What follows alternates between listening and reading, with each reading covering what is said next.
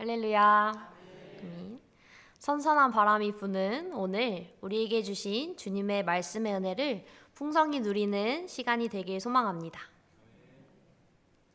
우리 사랑하는 신세계 성도 여러분, 모두 아이들이 그림을 그리는 걸 본 적 있으시죠?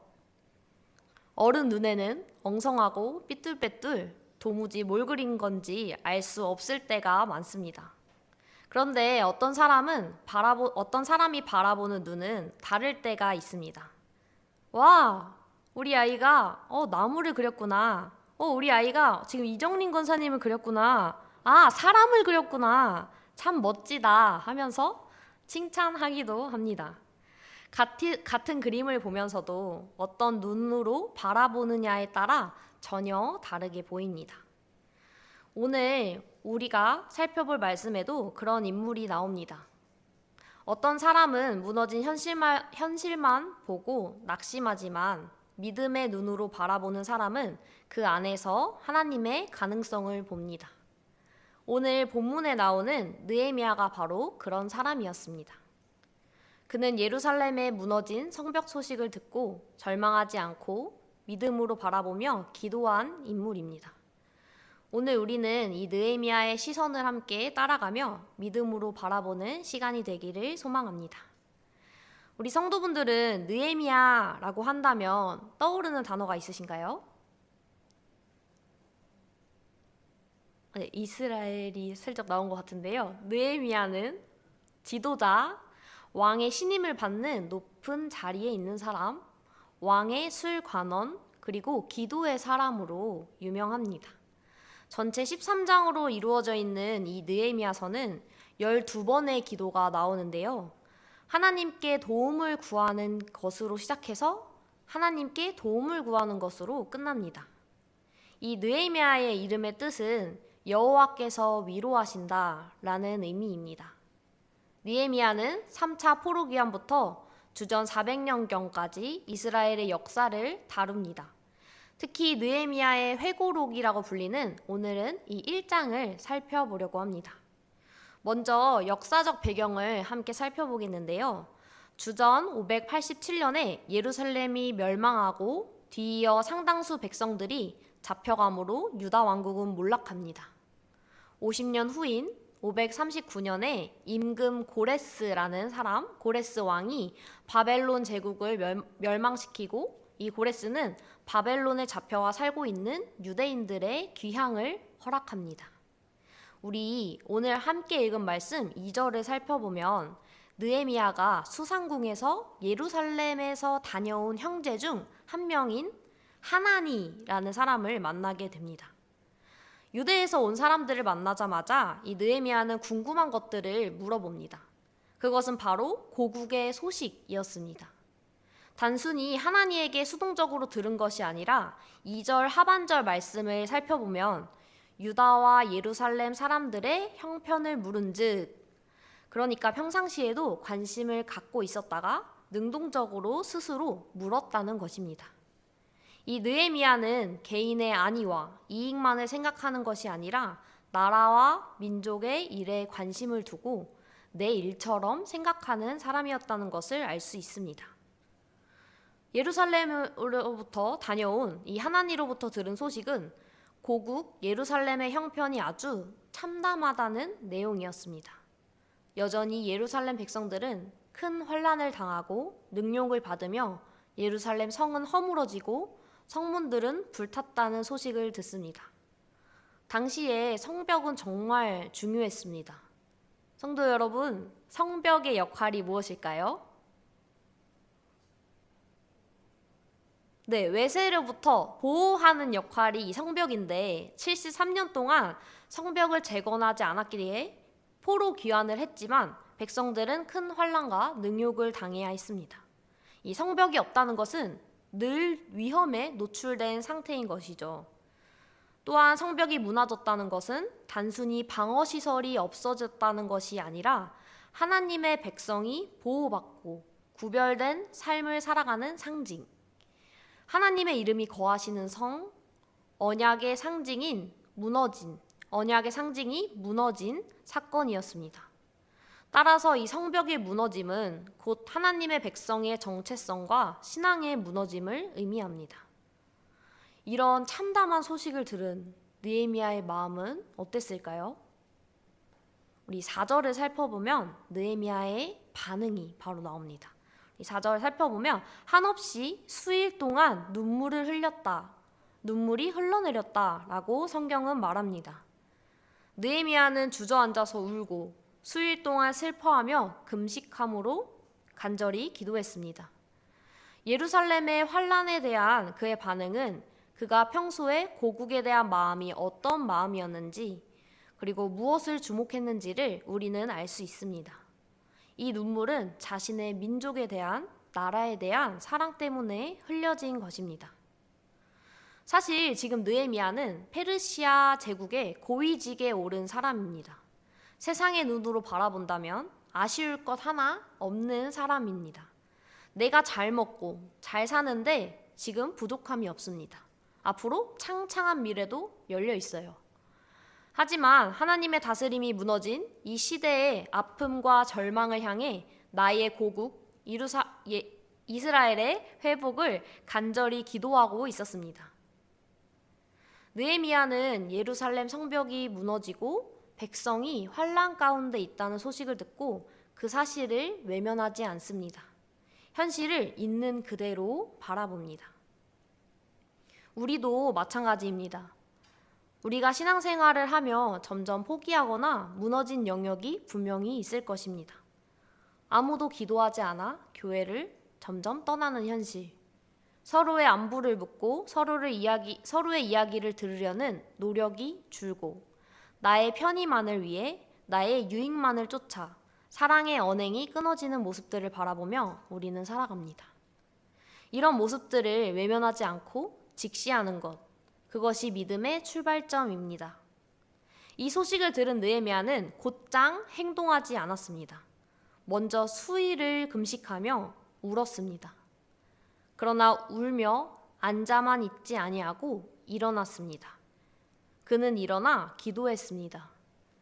이 느헤미야는 이 문제를 곧바로 기도의 자리로 가져갑니다. 문제의 해결은 바로 하나님께 있음을 알았기 때문입니다.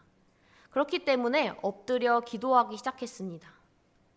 하나님의 인도하심을 받으며 그 가운데 살아가는 삶을 살아가길 원한다면 우리는 반드시 기도의 자리로 나아가야 합니다. 그는 그들이 죄를 지었습니다 라고 말하지 않고 나와 내 아버지의 집이 범죄했습니다 라면서 자신의 죄를 고백했습니다. 이 개인적인 죄책감의 표현이 아니라 언약 백성 전체의 죄를 하나님 앞에서 인정하는 중보자의 기도를 말씀에서 보여줍니다. 우리가 살아가는 지금 많은 사람들은 불평하고 또 많은 비판으로 끝나버리는 경우가 많습니다.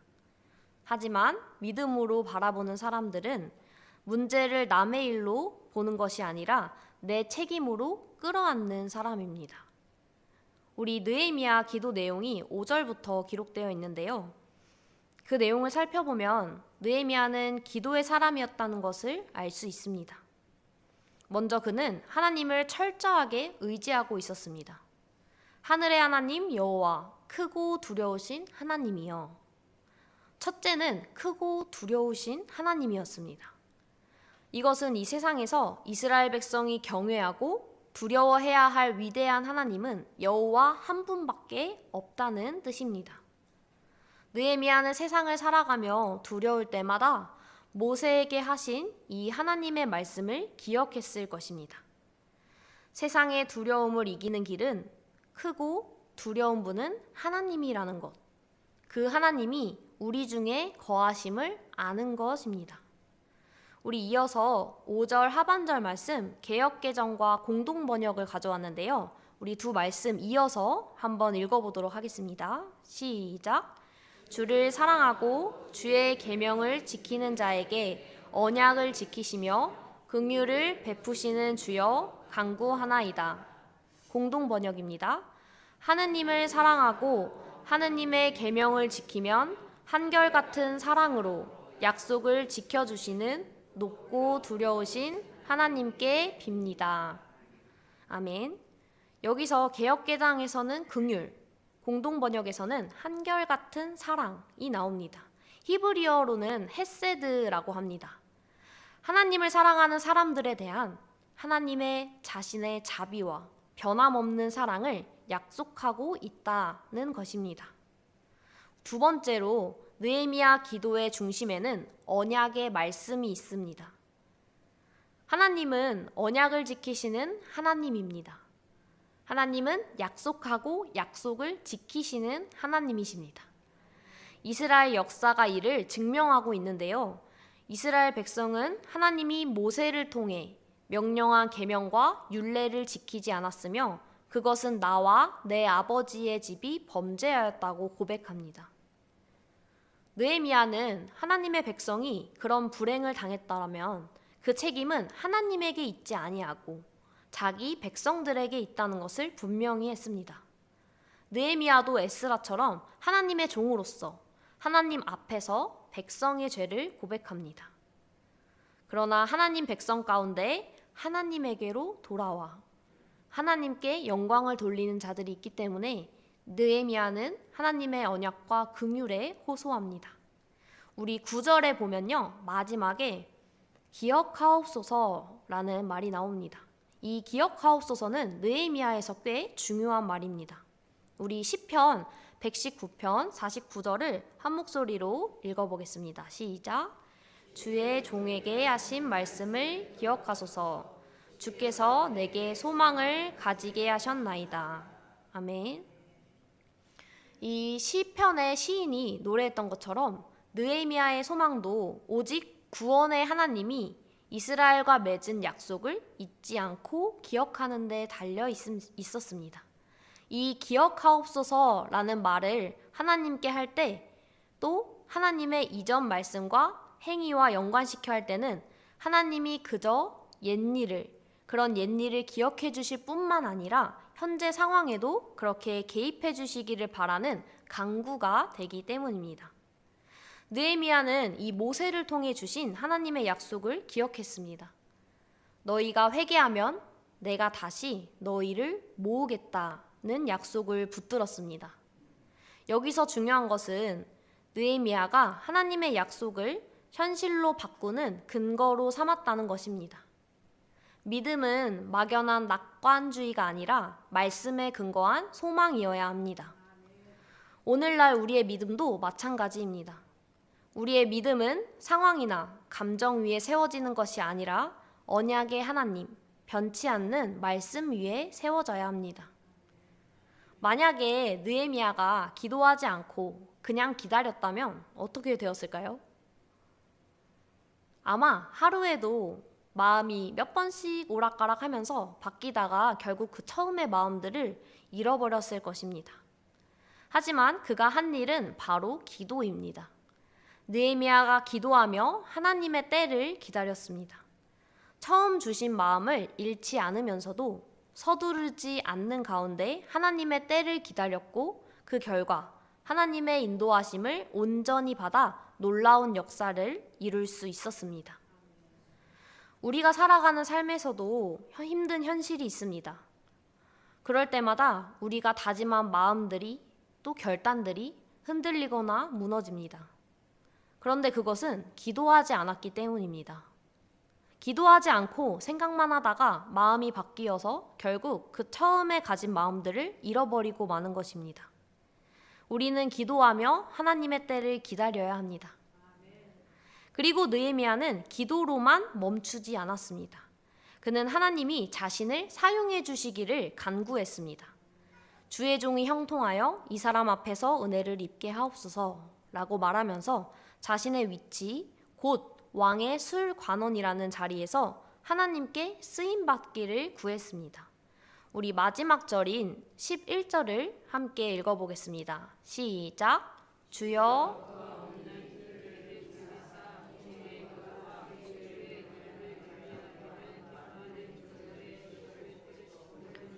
형통하여 이 사람 앞에서 은혜를 입게 하옵소서 하였나니 그때에 내가 왕의 술관원이 되었느니라. 아멘. 이 말씀에서 우리는 두 가지를 알 수 있습니다. 첫 번째는 느헤미야는 혼자 기도한 것이 아니라는 것. 하나님을 경외하는 이들과 함께 기도했다는 것입니다. 모두의 마음을 모아 오직 기도에 힘썼습니다. 그리고 느헤미야가 고국에 대한 참담한 소식을 듣고 기도를 시작한 후 어느 정도의 시간이 흘러 마침내 왕을 대변할 결정적 시간이 왔음을 알 수 있습니다. 바로 느헤미야가 왕의 술관원이라는 사실을 알 수 있습니다. 이 술관원은 우리가 지금 생각하는 것과는 달리 그 당시 왕에게 직접적인 조언을 할 수 있을 정도로 높은 지위라고 합니다. 그렇기 때문에 그가 바라는 예루살렘의 회복은 단순히 애국심에서 내 나라를 사랑하는 마음에서 기인한 게 아니라 하나님 나라를 바라보는 것임을 알 수 있습니다. 단순히 이 애국심에서 시작한 마음이었다면 자신의 지위를 이용해서 여러 가지 방법을 사용했을 것입니다. 하지만 느헤미야는 자신의 지위가 아닌 하나님의 말씀, 그리고 언약을 지키시는 하나님을 의지해서 하나님께 간구합니다. 그에게 예루살렘의 재건은 곧 하나님 나라의 재건이었기 때문입니다. 하나님 나라의 재건은 하나님에 의해서만 가능한 일이고 그 언약의 실현이 의해서만 가능합니다. 느헤미야는 먼저 기도함으로 하나님께 나아갑니다. 이 모습을 보고 우리도 마찬가지로 우리 삶에서 하나님 나라를 세워가는 일도 기도함으로 시작해야 합니다. 그것은 온전히 하나님이 일하실 때 가능합니다. 언약의 신실한 하나님을 믿는 마음으로 그 앞으로 나아갈 때 시작될 것입니다. 우리는 하나님을 바로할 때 기도하지 않을 수 없습니다. 느헤미야가 문제를 보고 가장 먼저 했던 것이 기도였습니다. 기도라는 것은 하나님께 주도권을 드리고 하나님의 이끄심에 따라 순종하는 출발점이 됩니다. 그렇기 때문에 기도하지 않고 하는 일은 나도 모르는 사이 내가 주도권을 쥐게 됩니다. 나의 뜻대로 하려다 보니 꼬이기도 하고 문제를 더 복잡하게 만들게 됩니다. 사랑하는 성도 여러분, 매일매일 삶에 크고 두려우신 하나님, 약속을 지키시는 하나님, 긍휼을 베푸시는 하나님께 기도하며 그 하나님을 의지하고 계십니까? 느헤미야는 자신의 자리에서 신실하게 맡겨진 일들을 감당했습니다. 그러나 그의 관심은 자신의 일에만 머물러 있지 않았습니다.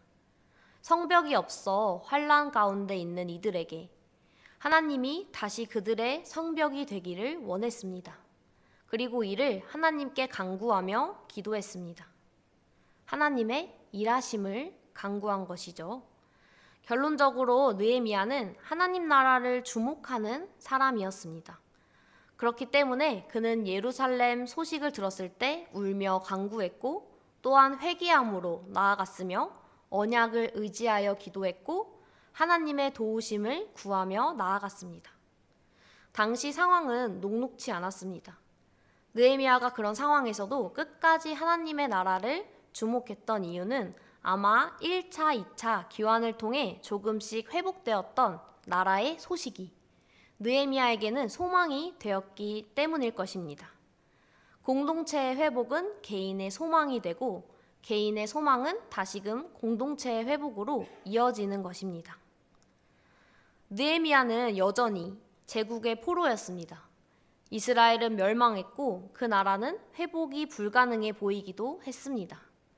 하지만 하나님 나라를 주목했던 그에게는 여전히 이스라엘을 돌보시며 일하는 하나님이 보였을 것입니다. 우리에게도 이러한 믿음이 필요합니다. 믿음으로 바라본다는 것은 현실을 직시하고 그것을 기도의 자리로 가져가는 것입니다. 그리고 하나님의 약속을 붙들고 기도하고 간구하는 것입니다. 사랑하는 성도 여러분, 믿음으로 바라볼 때 하나님의 약속을 바라보며 간구할 때 풍성하게 부어지는 그 은혜를 삶에서 발견하길 소망합니다. 오늘 하루도 그렇게 하나님 나라의 소망 안에서 주님의 은혜와 은총을 누리는 저와 우리 모든 성도님들 되시기를 소망합니다. 다 함께 기도하겠습니다. 사랑과 은혜가